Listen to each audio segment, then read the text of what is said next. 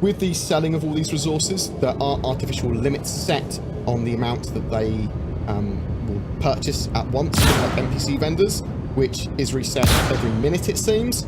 It seems like an odd mechanic, but obviously it's a placeholder or meant to prevent exploiting crazy prices or whatever. But that does need to change, in my opinion. I'm going to link Texas Skull's trade app that he made so that you can help plan your own routes and see what the prices are for all these different materials. It's pretty damn useful and will save you a lot of time. Multi-crew's in an okay place. It's very basic at the moment, but it sort of works. If players organise big fleet battles with like hammerheads and fighters fighting, that works pretty damn well at the moment. The turrets are the main part of this, I suppose. The gyro stabilisation at those higher frames really makes manned turrets now viable. They still need a lot of work though. Their movement and tracking is still too slow for attacking faster ships, and in general, all weapons need a balance pass. A lot of ships can benefit from a co-pilot now, doing stuff with the power and the shields and that sort of jazz too. This will get more and more involved as they add more to it, but it is working, at least in part. We are waiting for that new flight model though, and this has caused a lot of short-term focus to shift to object container streaming, performance, getting missions and NPCs working, getting 3.3's and 3.4's branch really polished, at least hopefully. I am disappointed that the flight model has been moved to 3.5, but the focus of getting these quality of life improvements into 3.3, 3.4 is very important as well, assuming that they do get everything working and in a good place for that. But with that new flight model coming March 2019 at the moment, we should start to see a huge amount of balance and weapon passes and stuff like that to get weapons and ships all at the sort of right performance levels, and times to kill should be rising for larger ships, things like that. I am impressed with the performance, stability and frame rates in 3.3.7. They seem slightly better to me overall than 3.3.6. Royale does seem as well to have a bit more of a normalized, less itchy frame rate, especially when landing and spawning. I am still not used to these high frame rates yet, so I'm going to enjoy and comment on them until I start taking them for granted. VoIP and FOIP work inconsistently, which is a shame because these features are really fun when they do work well and actually do add quite a lot of reason to group up and ease of access to do stupid stuff. It just needs to work, basically. These features just need to work consistently. Combat AI were working a bit better in some of the missions in 3.3.7, though sometimes they go derpy still. NPCs walking around still do odd things. NPCs become unresponsive. Missions largely don't work, though, as I said, some do. At the moment, there's no reason, in my opinion, to make any money in 3.3.7, as 3.4 is literally right around the corner, unless you're doing it to test, or work out how mechanics work, practice doing things efficiently. Actually, I take it back. There's a lot of reasons to make money in the persistent universe, even in 3.3.7, just to, play and test the game. That's what we're supposed to be doing in this alpha stage. It's just anything you purchase will reset probably within the next couple of weeks. So, gameplay loop-wise, we've got a large range of missions, though a lot of them do bug out and become uncompletable. I do recommend those mercenary ones, though. Missions aren't locally hooked up for Hurston or its moons, so this makes that entire section of space tourist attraction, really. So you can't really generate money in Alpha UBC or progress from going there. I suppose you can buy stuff in the shops. Lorville and Hurston, they're very pretty. They are a must-explore destination, and if you're testing the stuff out in the alpha, you have to go there. You have to go. It's great. It is awesome to land at the spaceport there, travel around by train, visit New Deal, or the shops in the L19 Workers District, and go out to the various biomes of Hurston, the savannah, which does have some very lush forest-type areas. There are lakes, seas, wastelands, mostly wastelands actually, trash areas, acidic areas, mined-out places, and underground facilities. But we still need scramble races, missions, trade outposts, all hooked up. To be a proper addition to the stand-in system, we need things to do there beyond just having a look.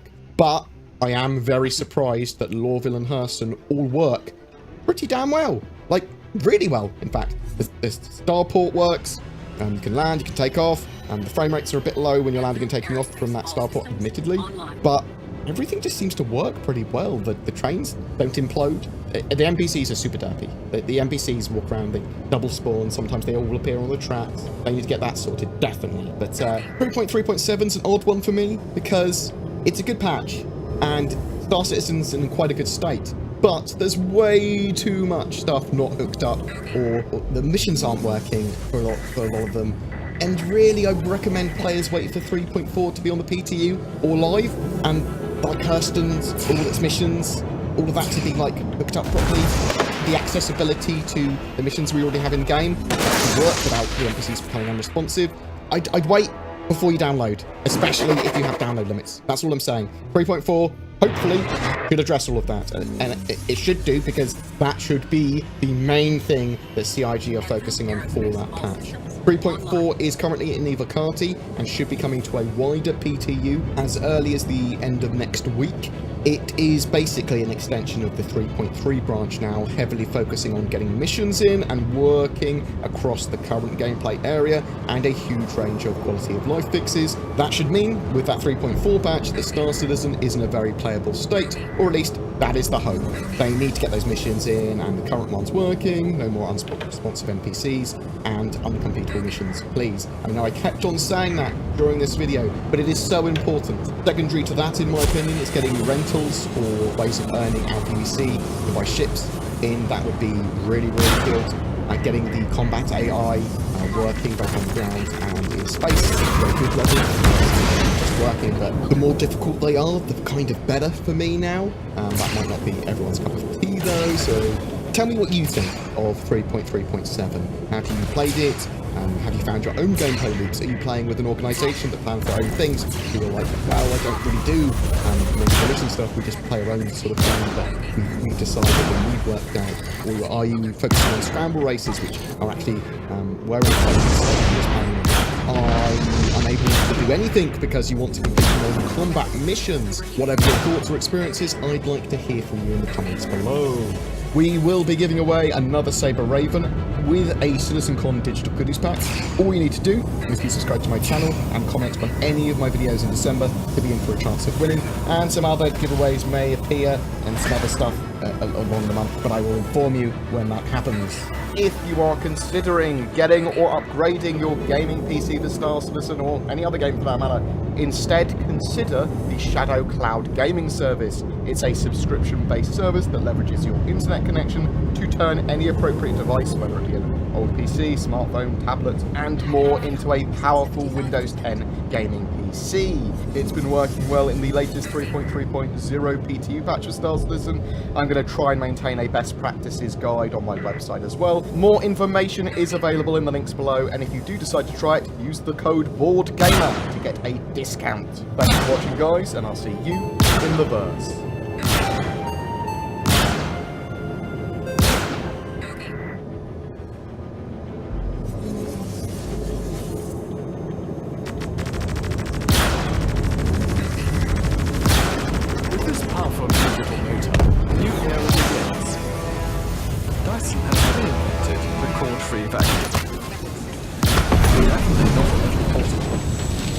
This is now your big machine to deep clean right through the home.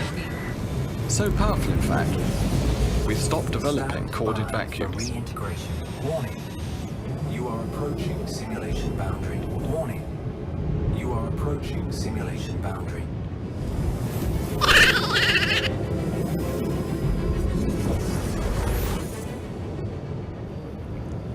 The grind. Now, this has always been a topic that has been interesting to the Star Citizen community, but for a long time we never really had anything to point at apart from the now slightly infamous statement of it should take about 60 hours to earn a Connie. Which I'm sure is a statement that CIT profoundly regrets. But when we got Lorville and we got ship sales, that kind of came to the forefront. Well, actually, we got ship sales with TG's shop a little bit before that, but then, of course, you see the hammerhead on Orville, and it's 22 million, and people are looking at that and looking at the 1,000 or so credits on a good mission that they're earning, and they're thinking, holy shit, how long am I gonna have to grind this? Anvil Aerospace, all systems online.